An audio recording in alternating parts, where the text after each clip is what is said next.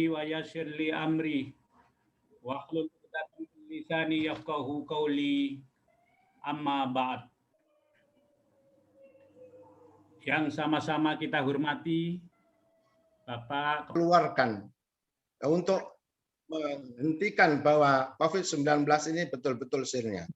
Namun masih kondisi sekarang ini masih belum kita harapkan. Upaya lahir insya Allah sudah kita lalui bersama.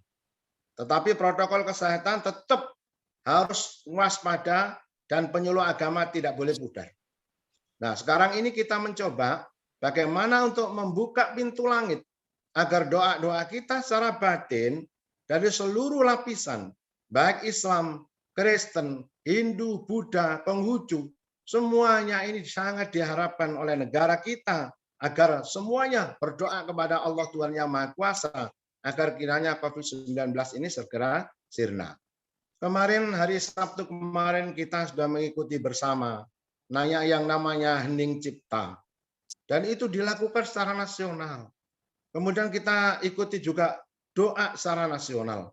Kemudian ada tahlil nasional. Kemarin Kementerian Agama Provinsi Jawa Timur juga mengadakan tahlil seprovinsi yang diikuti kurang lebih 30.000 aparatur sipil negara maupun yang non-PNS. Kemudian di kabupaten kita juga upaya lahir batin sudah kita tidak laksanakan. Maka Bapak Ibu yang saya hormati, panjenengan adalah orang-orang Kementerian Agama. Saya sangat mohon sekali kepada penyuluh agama honorer khususnya agar kiranya untuk menjadi contoh teladan di lingkungan masing-masing dan disampaikan kepada orang-orang yang terdekat dengan kita. Karena pada dasarnya kita ini adalah orang yang ditunjuk oleh pemerintah untuk menyampaikan kepada masyarakat. Bapak Ibu yang saya hormati, sebelum saya lanjutkan, saya coba ingin tahu angkat tangan penyuluh agama Islam fungsional. Angkat tangan dulu. Jumlahnya harus ada 10 ini. Pak Mukim, ini semuanya hadir ya? Semuanya hadir ya? Untuk yang honorer, ya, yang honorer ini masih belum ada 40%. Sehingga nanti Bapak Kasih Bimas, mohon kiranya karena kapasitas kita itu sebenarnya bisa mampu menampung 500 orang. Kalau hanya 160, kemudian ditambah 10, kemudian ditambah karena staf Bimas, insya Allah masih mencukupi kapasitas kita.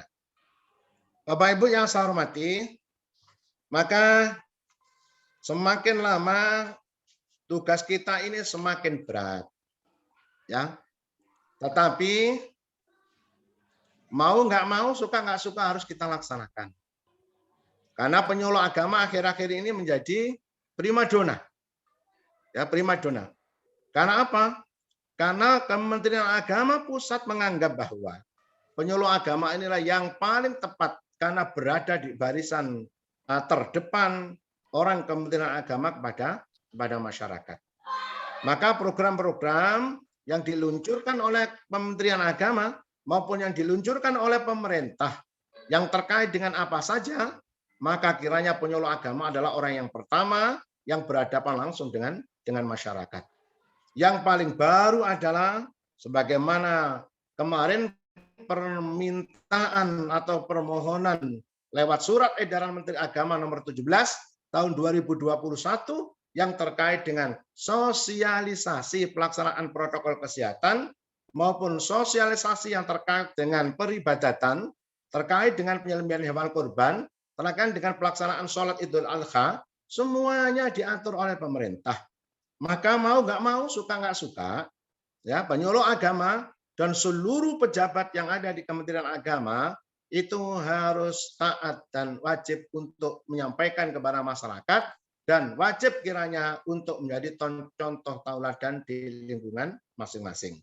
Bapak Ibu yang saya hormati, tadi sayup-sayup saya mendengar Pak Kasih Bimas menyampaikan laporan penyuluh agama, baik fungsional maupun penyuluh agama honorer, sebagaimana permintaan kantor wilayah Kementerian Agama Provinsi Jawa Timur, berapa jumlahnya masing-masing kabupaten kota. dari 38 kabupaten kota untuk menyampaikan laporannya lewat aplikasi yang sudah dibuat. Ternyata ini adalah evaluasi besar buat kita semuanya. Karena Kabupaten Tuban, lewat kantor Kementerian Agama Kabupaten Tuban, karena leading sektornya adalah seksi Bimas Islam, maka Kepala Kantor Kementerian Agama Kabupaten Tuban minta laporan dari Kasih Bimas Islam. Ternyata apa yang saya tulis, mohon maaf, ini off the record, karena ini kalau nanti bisa terbuka, itu nanti kita yang akan malu. Mohon maaf, ini hanya off the record untuk kita semuanya. Saya selaku Kepala Kantor, terus segera harus mengisi list yang telah dibuat oleh Kantor Wilayah Kementerian Agama Provinsi Jawa Timur terkait laporan penyuluh agama yang sudah menyampaikan sosialisasi surat edaran Menteri Agama nomor 17. Ternyata saya mohon izin kepada Kasih Bimas Islam, saya terakan, saya isi di Kabupaten Tuban itu jumlah ada 664 laporan ke pusat. Ternyata pelaksanaan ini sudah tuntas, kemudian dalam laporan Kasih Bimas Islam hanya ada 143 orang. Ini berarti masih banyak penyuluh agama yang belum menyampaikan sosialisasinya, sebagaimana yang telah diminta oleh pimpinan kita. Padahal saya menyantumkan angka tersebut bukan tanpa pertimbangan. Pertimbangannya adalah jumlah masjid kita ini hampir 1.000 lebih. Kemudian itu belum musola. Ya, kemudian belum musola. Kemudian belum langgar. Tempat ibadah kita ini sangat banyak. Itu hanya hitungan masjid. Penyuluh agama kita 160 orang. Tambah fungsional ada 10 orang. Kemudian tambah penghulu, kemudian tambah kepala KUA, jumlahnya banyak orang. Itu saya kalikan penyuluh agama masing-masing kecamatan itu 3 saja masjid, itu 160 kali 3 sudah berapa. Kemudian ditambah kepala KUA, tambah penghulu agama, dan tambah penyuluh agama fungsional. Sehingga sekarang bisa dicek laporan saya belum berubah, ada 664. Nah, setelah itu, setelah saya mendengar dari paparan atau laporan Kasih Bimas, masih ada 143. Nah, pertanyaannya kekurangan ini saya cari di mana. Nah, maka dari itu Bapak Ibu penyuluh agama, atas kerjasamanya saya sampaikan terima kasih. Ini sebagai pelajaran buat kita semuanya. Bahwa memang permintaan dari pemerintah itu kadang-kadang memang bersifat instan. Hari ini harus dilaksanakan, hari ini dilaksanakan tanpa mempertimbangkan bagaimana kondisi masyarakat masing-masing. Nah, karena itu ya, ini adalah sebagai bahan evaluasi, kita evaluasi bersama kiranya apa yang menjadi kesulitan dari kita semuanya. Tapi menurut hemat kami bahwa Tuban insya Allah daerahnya itu daerah yang bagus, tidak ada daerah pegunungan, kemudian tidak ada daerah itu yang harus melewati laut dan sebagainya, sehingga sinyal dan lain sebagainya, kemudian komunikasi, koordinasi secara sinergi, insya Allah bisa dilaksanakan secara mantap. Oleh karena itu, mohon kiranya Bapak Ibu yang biar tidak terlalu jomplang, laporan saya ke Kanwil dengan kenyataan yang ada, itu mohon kiranya untuk terus sosialisasi ini dilakukan, sehingga nanti saya bisa mempertanggungjawabkan baik ke Kementerian Agama Provinsi Jawa Timur maupun ke Kementerian Agama Pusat. Bapak Ibu yang saya hormati, dan selanjutnya saya mohon kepada Bapak Ibu sekalian kiranya untuk kerjasamanya yang baik. Karena memang situasi sekarang ini tidak sama, tidak biasa, maka perlakuan kita terhadap orang lain harus juga tidak sama. Kerumunan juga tidak boleh. Apalagi ada aturan di masjid juga harus dibatasi. Kemudian pernikahan juga ada aturannya. Semuanya diatur. Itu tujuannya hanya satu, supaya penyebaran COVID ini tidak terjadi merajalela. Sehingga PPKM sampai saat ini sebenarnya berakhir pada hari kemarin, hari Minggu. Ternyata sama Bapak Presiden kita diperpanjang PPKM darurat level 3 dan level 4 berlaku di Jawa dan Bali itu sampai tanggal 2 Agustus.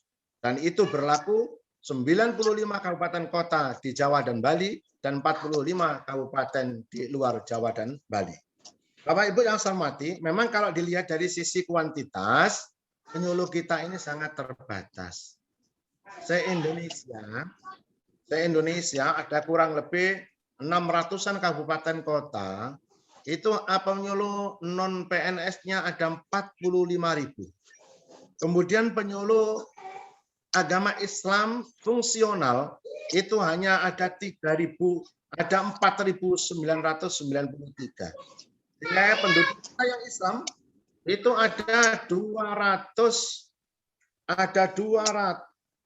penduduk kita yang Islam itu ada 229 juta. Sehingga kalau kita kalkulasi perbandingannya, satu penyuluh itu menyuluh 4.500 orang. Jadi ada 4.500 orang itu penyuluhnya hanya satu. Itu sangat sama sekali tidak ideal. Nah, oleh karena itu memang beban kita terlalu berat, tetapi tidak menyurutkan niat kita untuk terus berkhidmat kepada umat, utamanya memberikan informasi-informasi yang dari pemerintah, terutama yang berkaitan dengan Kementerian Agama. Bapak Ibu yang saya hormati, kemudian selanjutnya ada sebuah riset. Memang kita hidup ini harus mencerminkan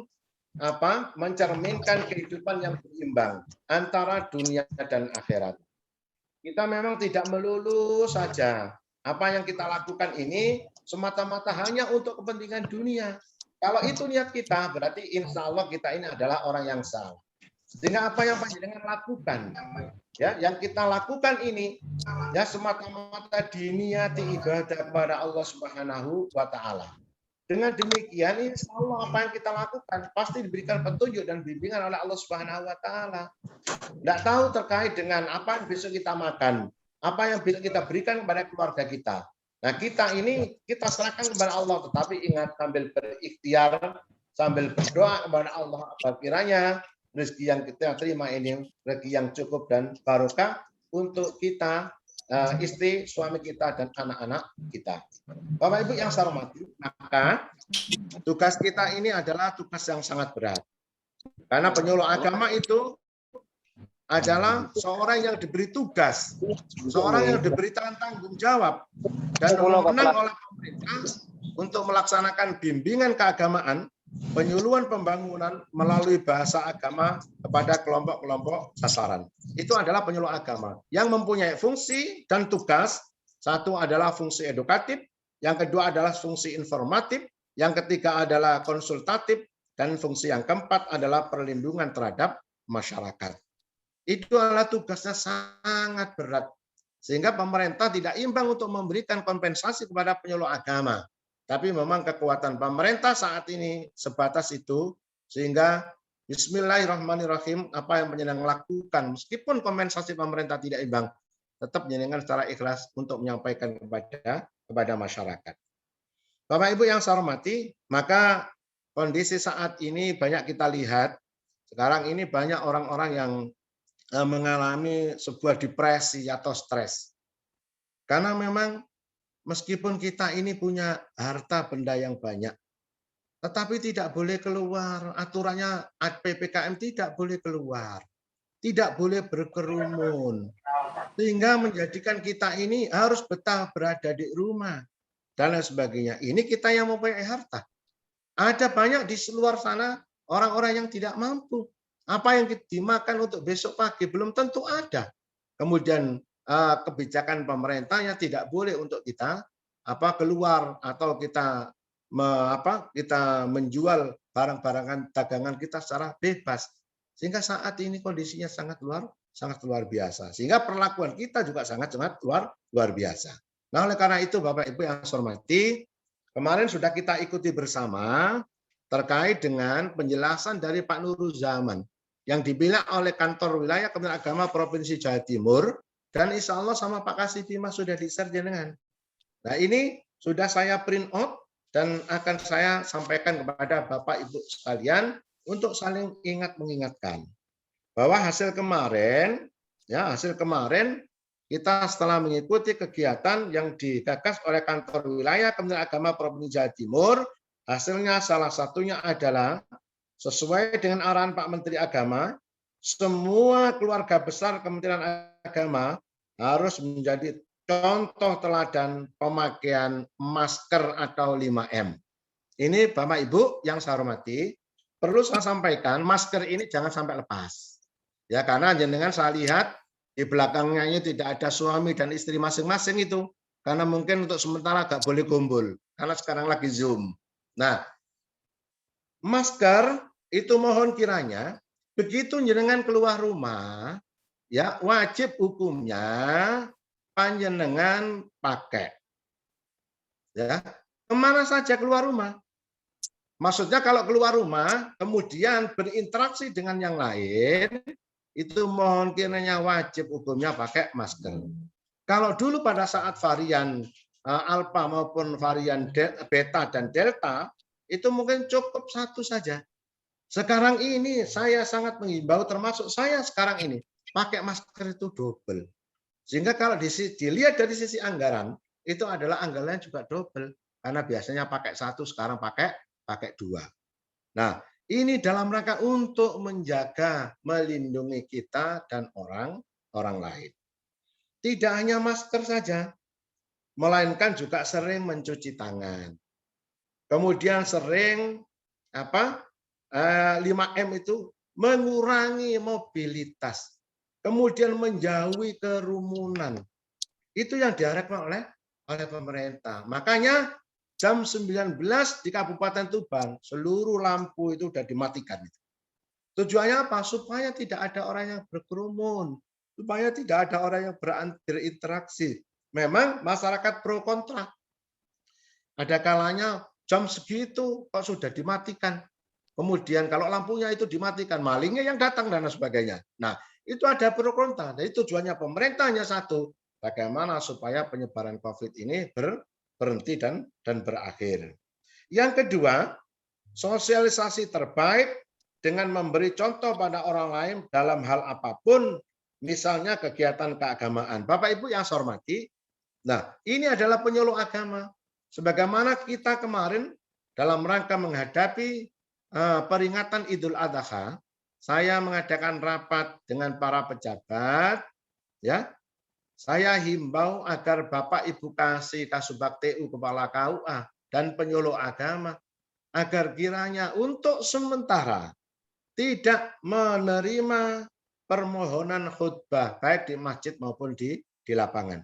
Karena kita ini sudah ada edaran yang jelas dari Pak Menteri Agama untuk sementara tidak meniadakan pelaksanaan sholat Idul Adha, karena memang berada di zona merah dan PPKM darurat level 4. Alhamdulillah ya, semuanya taat termasuk Pak Kasih Bimas, karena beliaunya di masyarakat itu sebagai tokoh agama, tokoh masyarakat. Makanya Pak Mukim tadi menyebutnya adalah Kiai Haji Mas Hari. Itu memang betul ya. Kadang-kadang kalau Idul Adha itu berbeda, itu menerima 2 kali khutbah kadang-kadang orang itu. Makanya karena ini diimbau untuk ditiadakan, maka kita patut untuk mengamankan surat edaran dari Pak Menteri Agama. Terima kasih. Kemudian selanjutnya, ASN Kemenak jangan menjadi khotib imam. Nah, alhamdulillah itu sudah terjadi. Penyuluh sebagai duta protokol kesehatan dan menjadi contoh teladan di lingkungan masing-masing sebagaimana tadi yang saya sampaikan. Melaksanakan sosialisasi pada tokoh agama dan umat di kecamatan dan di desa masing-masing. Alhamdulillah, ya alhamdulillah, insya Allah panjenengan sudah menyampaikan ini kepada masyarakat. Kemudian menyampaikan perilaku sehat, kemudian cara menghadapi COVID dan lain sebagainya. Dengan apa? Ya ini nanti insya Allah pemerintah dalam waktu yang tidak terlalu lama akan memberikan buku saku. Yang diberikan siapa? Yang diberikan adalah yang pertama kepada penyuluh agama honorer yang ada di wilayah masing-masing sebagai bahan atau acuan kita dalam rangka untuk memberikan penjelasan kepada pemerintah. Kita tidak intinya untuk menyampaikan kepada masyarakat agar hidup sehat. Karena kalau kita hidup sehat itu pengertiannya adalah sangat luas sekali. Apalagi agama kita itu baik yang dalam Al-Qur'an maupun dalam hadis itu banyak kan disampaikan di situ dalil-dalil Al-Qur'an yang terkait dengan kesehatan. Kalau insya Allah kita bisa menyeimbangkan antara sehat lahir dan batin, insya Allah kita ini akan diberikan keberkahan hidup oleh Allah Subhanahu wa Ta'ala. Tapi ini tidak cukup hanya usaha lahir, juga usaha batin. Al-Qur'an telah menyampaikan kepada kita, ya, innallaha yuhibbut tawwabina wa yuhibbul mutatahhirin. Kemudian ada dalil kita sholat itu saja 5 kali sehari itu kan diperintah oleh agama kita. Itu dalam rangka apa? Untuk menjaga kebersihan dan kesucian. Ya ayyuhalladzina amanu idza qumtum ilas sholati faghsilu wujuhakum wa aydikum ilal marafiqi. Nah, itu kan wamsahu bi ru'usikum wa arjulakum ilal ka'bain al-ayah.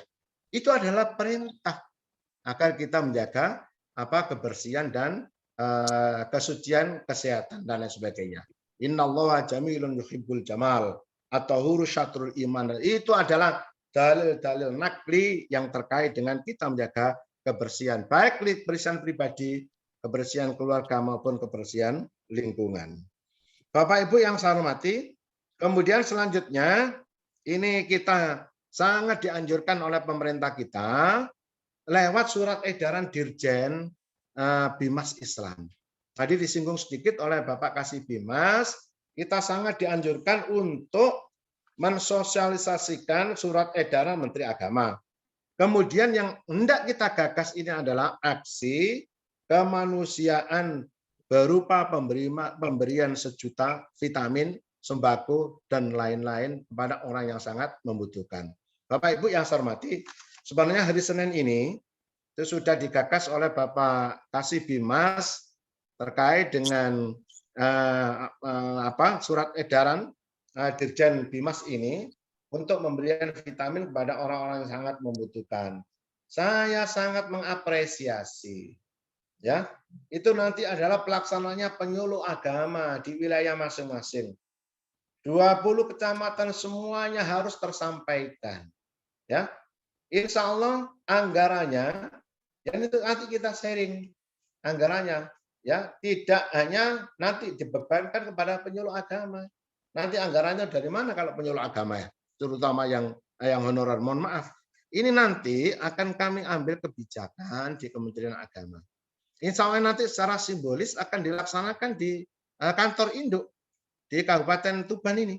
Tetapi nanti di kecamatan juga dilaksanakan oleh para penyuluh agama. Nanti yang terkait dengan itu nanti insya Allah akan kita siapkan ya dari kantor Kementerian Agama Kabupaten Tuban biar jenengan nanti di masyarakat tidak hanya itu ngomong doa, nggak mau memberikan contohnya ketunggalin ngomong pro vitamin tapi nggak dikei. Nah, masyarakat sekarang ini tidak butuh banyak omong ya, kita action itu yang diperlukan, kemudian kita berikan sesuatu. Nah, ini sudah kita anggarkan ya, kita anggarkan berapapun nanti ya, berapapun nanti insya Allah kan 30-40 juta siap untuk menyampaikan anggaran itu kepada kecamatan. Jenengan tinggal melaksanakan ya, mensosialisasikan itu dan memberikan langsung kepada masyarakat. Bapak Ibu yang saya hormati, maka kesempatan yang sangat berbahagia ini ada memang hal-hal yang perlu untuk saya sampaikan. Kita ini sekarang ini meskipun serba kekurangan katakanlah begitu, tetapi tidak menjadikan kita ini terus frustasi. Ya, kemudian kita suka marah-marah. Karena biasanya kalau orang itu ya, apa yang dia makan itu cukup, biasanya orang itu tenang. Tetapi kalau nggak cukup, biasanya orang itu mudah tersinggung dan lain sebagainya.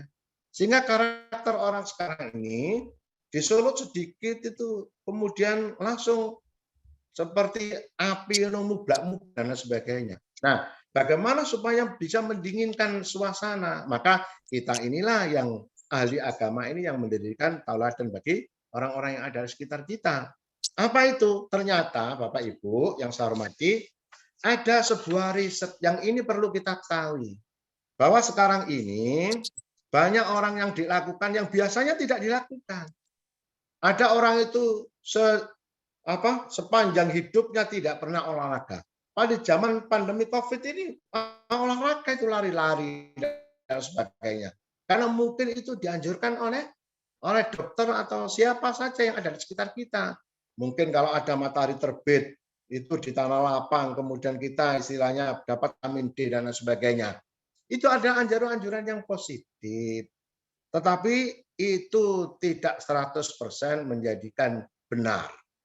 Nah, maka dari itu ini sebuah riset yang sudah lama dilakukan selama pandemi COVID, dan ini tidak saya sampaikan, belum pernah kita sampaikan. Bapak Ibu kasih saja juga belum menerima terkait ini, maka akan saya sampaikan pada kesempatan ini dan mohon mudah-mudahan nanti bermanfaat. Terkait dengan apa? Ada 8 kebiasaan manusia yang bisa berumur panjang. Nah, saya yakin dan percaya, panjenengan meskipun pandemi COVID, kemudian sirine ambulan lalu lalang, kemudian kalau mau disuruh siapa yang ingin mati duluan, tidak mungkin kita akan ngacung, tidak mungkin itu tidak ada. Kalau ada yang ngacung, berarti mungkin penyuluhnya ndoweh utawa bento. Nah, mungkin begitu.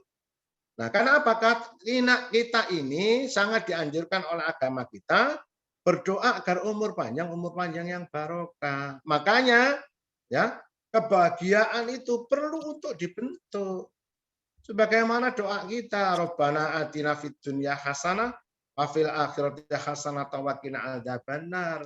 Ya, itu doa sapu jagat yang selalu kita panjatkan kepada Allah. Agar apa? Agar kita ini bisa menikmati nanti anak-anak kita menjadi anak yang soleh solihah. Kemudian cucu-cucu kita bisa kita nikmati menjadi orang-orang yang baik di kemudian hari.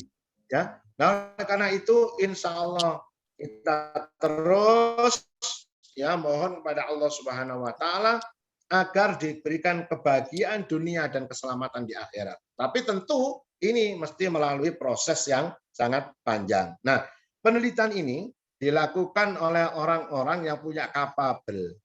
Penelitian ini dilakukan orang-orang yang punya kompetensi, ya. Jadi ada penomoran nomor 1 sampai nomor 8. Itu apa yang kita perlukan?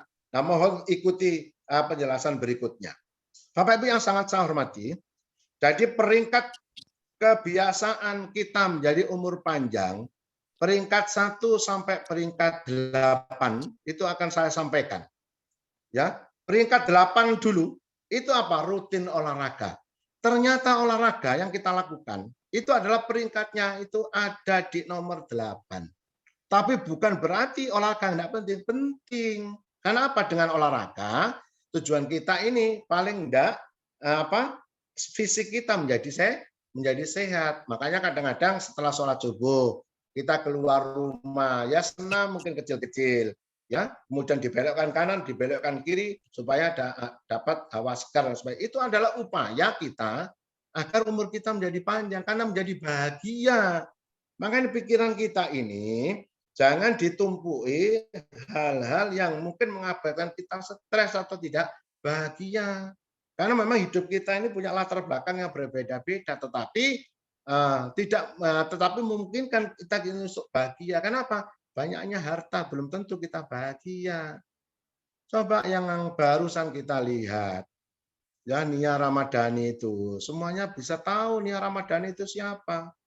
Ya, beliau adalah istrinya seorang miliarder itu, anaknya Bu Rizal Bakri. Ya, tetapi apa yang tidak punya dia? Kalau ingin keluar mobilnya 1 hari ganti, 1 hari pun bisa itu ganti mobil. Kemudian fasilitas di rumahnya, setiap hari ganti menu, ada itu menu. Tetapi ternyata dua pasangan ini adalah tidak sehat. Pasangan ini adalah tidak bahagia. Ya, ingin merasakan ini dan termasuk sesuatu yang dilarang oleh agama maupun oleh negara. Jadi sekarang apa? Jadi direhabilitasi mereka. Nah, makanya jangan ikut-ikutan seperti itu. Karena kebahagiaan bukan terletak pada banyaknya harta. Olahraga penting, tapi olahraga menempati urutan yang ke-8.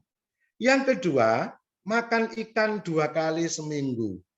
Ya, makan ikan 2 kali seminggu. Nah, ini pertanyaannya, karena di sini hanya ikan saja. Apakah ikan asin, Mbak Said? Apakah ikan badar dan sebagainya? Insya Allah ini adalah ikan laut. Nah, Tuban ini kan banyak laut. Lautnya kan luar biasa. Kalau hanya mencari ikan, insya Allah Tuban ini ada tempatnya. Dan saya yakin panjenengan kalau tiap hari makan ikan, itu kebiasaan itu. Ya kebiasaan kan apa? Hidangan-hidangan yang ada di rumah kita maupun kalau kita kenduren, pasti di situ ada ikan. Makanya kalau ada tahu tempe, itu mohon ambil yang ikan. Karena ternyata menurut riset, ikan itu luar biasa pengaruhnya pada kebahagiaan seseorang. Yang selanjutnya nomor 6, makan biji-bijian 3 kali seminggu. Apa biji-bijian Pak Masari itu? Ya mungkin kacang ya. Ya. Biji-bijian itu apa? Ya mungkin termasuk diantaranya adalah ya tapi kacang yang mungkin tidak yang digoreng seperti itu. Kadang-kadang kita ini kan tidak 3 kali seminggu. Kita kalau lihat sepak bola itu sak toples ngarep kita itu kita habiskan itu. Itu siapa? Ya saya kadang-kadang. Makanya diawasi sama istri saya. Titono nonggol sak toples entek. Iya. Nah, sehingga olahraganya habis toplesnya ya entek. Nah, itu biji itu memang itu terlalu tidak boleh begitu. Ya makan biji-bijian tetapi ya tidak terlalu banyak, tidak terlalu sedikit ya sudah yang wajar-wajar saja. Ternyata ini adalah peringkatnya yang peringkat yang ke-6. Kemudian peringkat yang ke-5, minum cukup air setiap hari. Nah, kalau air insya Allah ini adalah air putih. Bukan air teh, bukan air degan, dan bukan air-air yang lain. Nah, menurut saya ini kan tidak bodoh istilahnya. Kalau air kita kemudian kalau kita ragu kita rebus. Hasil rebusan itu baru kita minum. Nah, menurut ketentuan kesehatan, insya Allah umur-umur seperti kita itu paling enggak 2 liter setiap hari. Kalau bisa lebih banyak tidak apa-apa. Tapi memang resikonya sering ke toilet untuk pipis. Iya memang badan kita nggak menampung. Kita cekoki terus kok gak ditokno ya gak imbang itu. Nah, makanya minum air itu ternyata menempati urutan yang ke-5. Maka kalau umpamanya tidak punya uang, ya air ini aja. Ya, air ini kita ya perbanyak, insya Allah dengan sirkulasi air kita akan menjaga kebugaran fisik maupun non fisik kita. Kemudian juara yang keempat itu siapa Pak? 1 telur per hari. Nah, ini tidak ada penjelasan. Ya menurut hemat saya, telur ini adalah telur ayam, bukan telur poyo. Wah, itu ya. Nah, makanya ini supaya apa? Supaya bisa kita menjadikan umur panjang dan bahagia di situ. Karena apa? Kebutuhan menunya cukup. Ternyata telur itu berapa? Kalau kita punya ayam, insya Allah kita bisa telur itu enggak beli. Mungkin dari ayam itu yang kita rebus kemudian kita makan. Loh, enteng kan menurut penelitian ini? Kemudian juara yang ketiga, 80% makanan penuh gizi. Makanan penuh gizi itu tidak harus mahal. Bapak Ibu sekalian, ya kalau dulu kita sekolah itu ada 4 sehat, 5 sempurna. Ya itu saja. Sayur dan sebagainya itu. Kemudian susu dan lain sebagainya. Itu insya Allah cukup untuk menambah umur kita panjang dan menjadi kebahagiaan buat kita dan keluarga kita. Juara yang kedua adalah pastikan tidur atau istirahat yang cukup. Bapak Ibu, hidup kita ini 24 jam sehari. Kemudian kita atur di situ. Mungkin 8 jam untuk kita kerja. 8 jam untuk istirahat. Termasuk diantaranya adalah tidur. Kemudian 8 jam lain untuk interaksi dengan keluarga dan sebagainya. Jadi jangan terlalu lelah. Kalau kita mungkin aktivitas kita sudah cukup, maka begadang dikurangi. Ya kita lebih baik tidur untuk apa? Sel-sel kita bisa kembali lagi seperti sedia kala. Kemudian kita bangun, kita sangat fresh. Dan kita tentu akan menjalani sebuah kebahagiaan. Kemudian ternyata juara 1 adalah apa itu? Jaga mood Anda tetap selalu bahagia. Ini nomor 1 Bapak Ibu. Makanya ini adalah tidak bisa dibentuk bim salah bim. Ya, karena apa? Kalau orang itu punya watak atau karakter yang tidak biasa senyum, disuruh tersenyum juga nggak bisa. Maka yang penting hati kita itu enjoy saja. Ya, enjoy saja. Tapi tetap berusaha dan berikhtiar. Ternyata untuk menciptakan sebuah kebahagiaan itu ya tidak mahal, ya tidak mahal. Kita kalau ketemu teman kita, kemudian ngomong-ngomong lama, kalau yang ngerokok dengan ngerokok dan kopi dengan ngopi, itu cukup satu cangkir kopi, satu biji batang rokok itu sudah berjam-jam itu sudah. Karena apa? Itu adalah yang sangat meningkatkan imun dan bahagia, dan itu penting itu. Itu ternyata penting. Kemudian selalu husnudon dengan orang lain, kemudian ceria dan lain sebagainya. Kalau kita tertimpa sesuatu yang mungkin tidak mengenakan di dalam hati, ya jangan ditunjukkan sama orang lagi terlalu sedih dan lain sebagainya. Ternyata kita sedih, kemudian kita emosi, kemudian kita marah, itu berdampak besar pada kesehatan kita. Sel-sel itu banyak yang rontok kalau kita itu lagi emosi, lagi stres, kemudian lagi ya marah-marah dan sebagainya. Maka yang dingin aja, ya duit-duit gak duit-duit itu ceria itu. Seperti Bu Musla itu punya uang maupun nggak punya uang, orangnya tertawa terasal, tidak tertawa di jalan sendiri gitu aja. Nah ini memang penting mood ini kita dibuat, Bapak Ibu ya. Makanya inilah yang perlu untuk dibentuk supaya kita itu selalu bahagia. Karena kebahagiaan saat ini itu sangat dibutuhkan orang. Apalagi kita sebagai seorang istri. Apalagi kita sebagai seorang suami yang harus bertanggung jawab mencukupi kebutuhan keluarga. Tetapi kalau kita merenung, kita tidak action, ya tidak dapat apa-apa. Makanya ini harus dibangun komunikasi, koordinasi, komunikasi yang sinergis dibangun dengan baik, yang memunculkan inovasi-inovasi yang baru, kemudian pikiran kita bisa bahagia, bisa ceria. Itulah yang nanti mengantarkan kita itu insya Allah berumur panjang dan tentu bahagia. Kenapa? Karena ini yang diharapkan oleh kita. Ya, berdoa kita tiap hari itu juga seperti itu. Bapak Ibu yang saya hormati, ya, oleh karena itu dengan tip-tip yang kami sampaikan, mudah-mudahan ini adalah sebagai sesuatu yang baru dan yang manfaat untuk hidup dan kehidupan kita. Karena kita ini tidak bisa lepas dari apa yang menjadi tanggung jawab kita. Kita sebagai seorang penyuluh agama, ya mau nggak mau, suka nggak suka, apa yang telah diprogramkan oleh Kementerian Agama itu harus dilaksanakan itu. Kalau tiap bulan ada laporan, ya harus dilaporkan. Kalau tiap bulan itu harus ada sinergi ke Pokjalu maupun ke Kasibimas, ya harus dilaksanakan dan lain sebagainya. Karena dengan demikian inilah tugas dan tanggung jawab kita yang harus kita laksanakan dengan sebaik-baiknya. Kalau enggak, berarti ada penyuluh agama yang tidak melaksanakan fungsi. Mohon maaf kemarin, ya ada lembaga swadaya masyarakat atau LSM yang mengevaluasi kinerja penyuluh. Memang bayarannya tidak banyak, tetapi kan anggaran yang diberikan kepada panjenengan itu adalah anggaran dari negara dan itu dihasilkan dari uang rakyat. Ternyata ada penyuluh agama tidak melaksanakan fungsi dengan baik. Ada yang mengatakan kalau tidak ya diganti saja dan lain sebagainya. Nah, oleh karena itu inilah saya punya kewajiban untuk menyampaikan kepada saudara-saudara saya agar kita selalu koordinatif, komunikatif dan lain sebagainya. Karena informasi-informasi sekarang ini bersifat instan, sekarang ada, sekarang harus dilaksanakan. Apalagi penjenengan adalah di garda terdepan Kementerian Agama yang ada di wilayah masing-masing. Bapak Ibu yang saya hormati, itu beberapa hal yang perlu saya sampaikan pada kesempatan hari ini, dan saya mohon ini adalah tidak pertama dan tidak terakhir. Ini tadi saya mencoba untuk memberikan masukan kepada beberapa kepala seksi termasuk seksi Bimas Islam, karena seksi Bimas Islam punya grassroots, punya kepala KUA, punya penyuluh agama, punya penghulu, maka saya mohon hari ini penyuluh agama, besok kepala KUA, mungkin besok dengan juga penghulu dan sebagainya.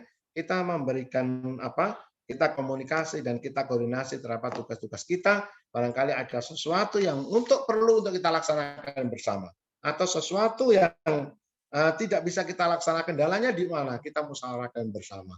Nah inilah ya teamwork yang harus dibangun demi kesuksesan program-program pemerintah yang hendak kita laksanakan. Termasuk saya juga mohon kepada Kasipenma, Karena kasih pendidikan madrasah itu, di situ ada pengawas, di situ kemudian ada kepala madrasah, di situ ada kepala RA, di situ ada kepala satuan kerja dan sebagainya. Banyak ini.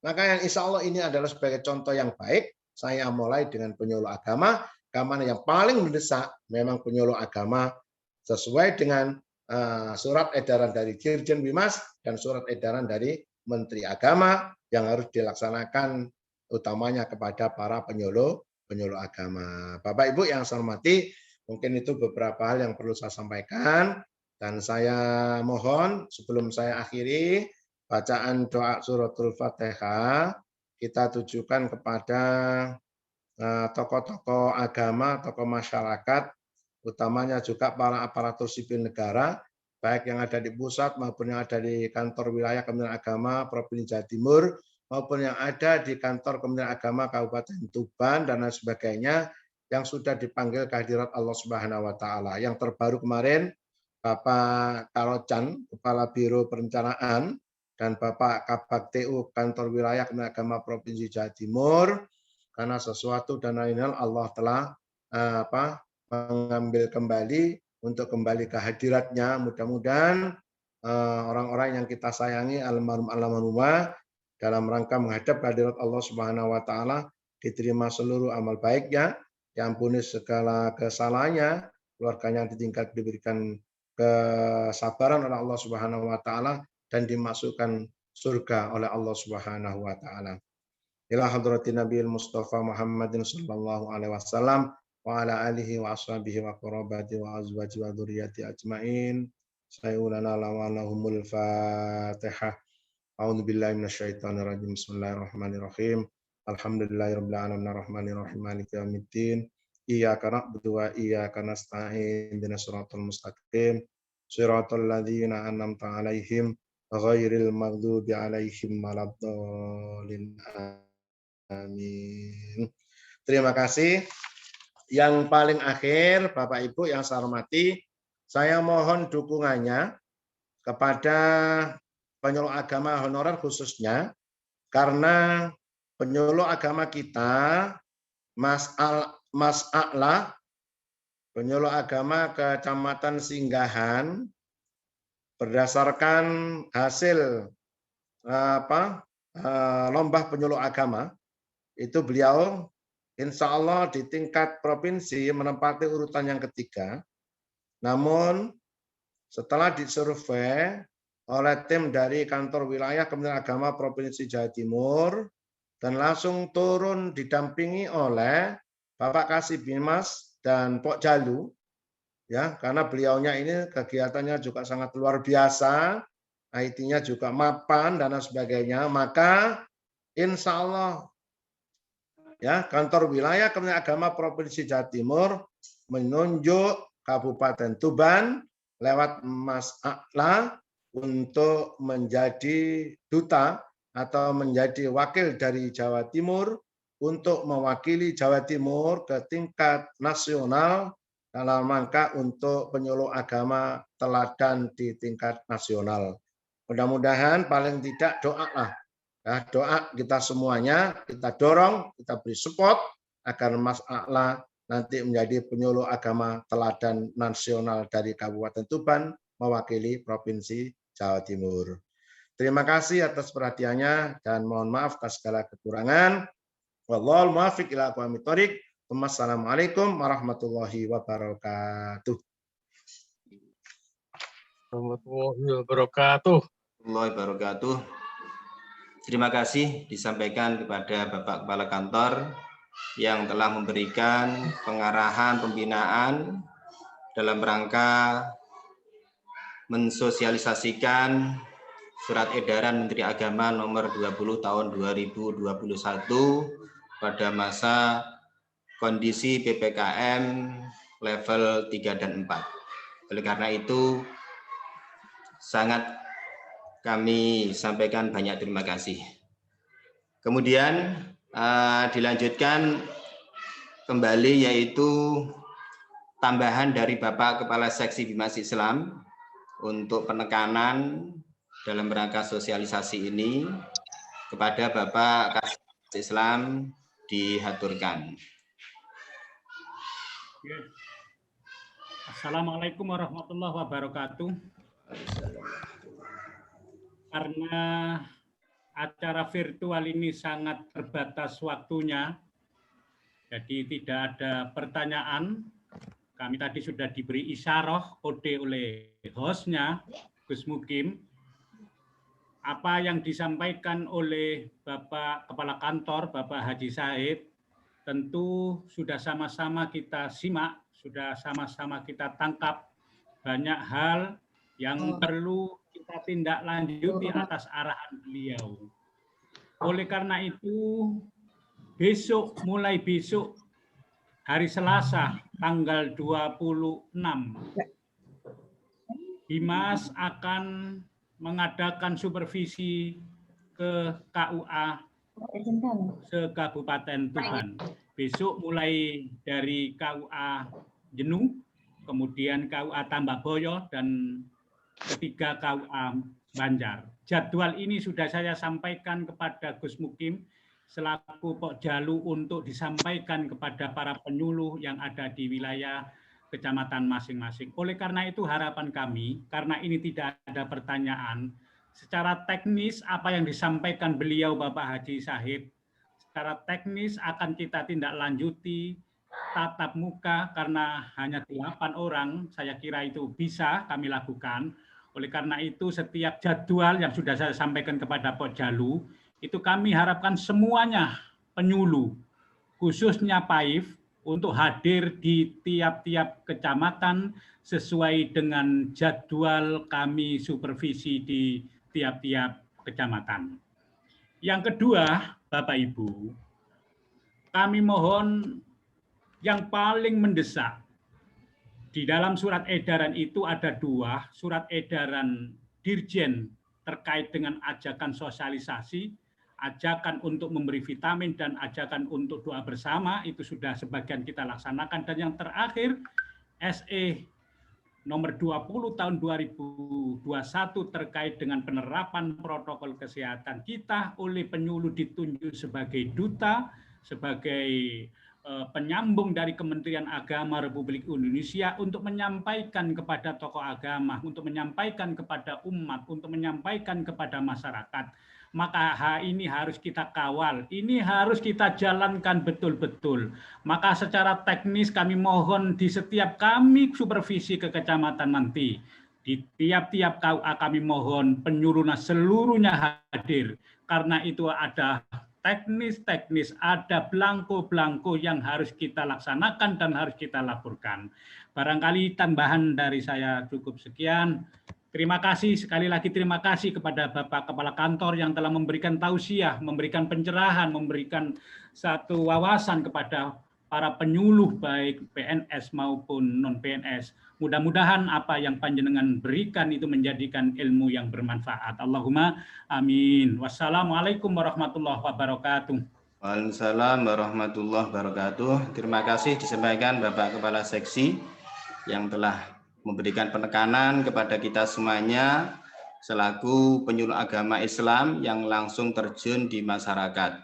Oleh karena itu, sekali lagi kami sampaikan banyak terima kasih dan juga kepada teman-teman yang mengikuti rapat pada hari ini, mohon untuk bisa mengisi daftar hadir yang linknya sudah saya share baik di grup maupun di meeting Zoom ini. Karena itu nanti sebagai bahan evaluasi kita dalam rangka peningkatan kegiatan kita dalam memberikan penyuluhan dan koordinasi dalam pelaksanaan PPKM level 3 dan 4 ini. Demikian, kemudian yang terakhir yaitu kita tutup dengan doa. Kepada yang terhormat Bapak Dr. Andes Kiai Haji Anwar Saf untuk bisa memimpin doa. Kepada yang terhormat Dr. Andes Kiai Haji Muhammad Anwar Saf dari penyuluh agama Kecamatan Tambakboyo, Manding, dan Senori. Monggo Bapak Anwar Saf.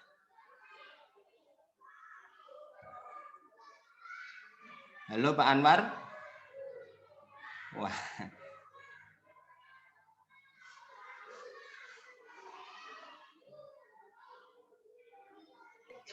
Pak Anwar sudah keluar. Oh, sudah keluar. Nggih, sudah. Kalau gitu mohon kepada Bapak Mustain SAG selaku Sekretaris Jenderal Pok Jaluh Kabupaten Tuban untuk bisa memimpin doa. Monggo Pak Tain.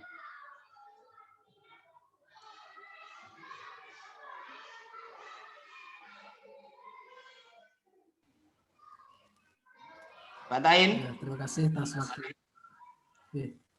Jelas nggak? Jelas, nggih.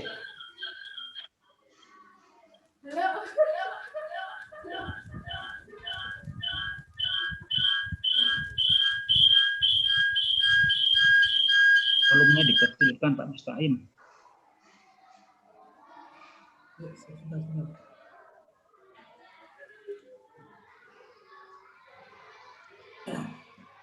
Al-Fatihah. Bismillahirrahmanirrahim. Alhamdulillahirabbil alamin arrahmanir rahim maliki yaumiddin. Iyyaka na'budu wa iyyaka nasta'in ihdinas siratal mustaqim. Siratal ladzina an'amta 'alaihim ghairil maghdubi 'alaihim. A'udzu billahi minasyaitonir rajim. Bismillahirrahmanirrahim. Alhamdulillahirabbil alamin. Hamdan syakirin. Amin.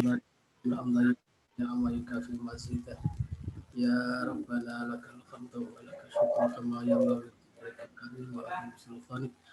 Allahumma shalli ala sayyidina Muhammadin al-fatihhi lima ughliq wal khatimi lima sabaq nasiril haqqi bil haqqi wal hadi ila siratal mustaqim wa ala alihi haqqa qadrihi wa miqdarihi Allahumma subhanahu wa khairun nasirin واغفر لنا فإنك خير الفاتحين واغفر لنا فإنك خير الغافرين وارحمنا فإنك خير الراحمين وارزقنا فإنك خير الرازقين واهدنا ونجنا من القوم الظالمين والكافرين اللهم يا طويل أمورنا واصلح حسابنا ونور آمين. إيماننا وحسن أعمالنا وسع أرزاقنا وإلى خير طريقنا ومن شر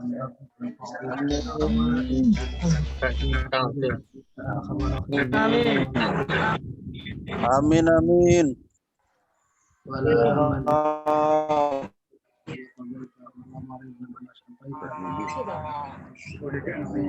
Amin ya Allah. Amin.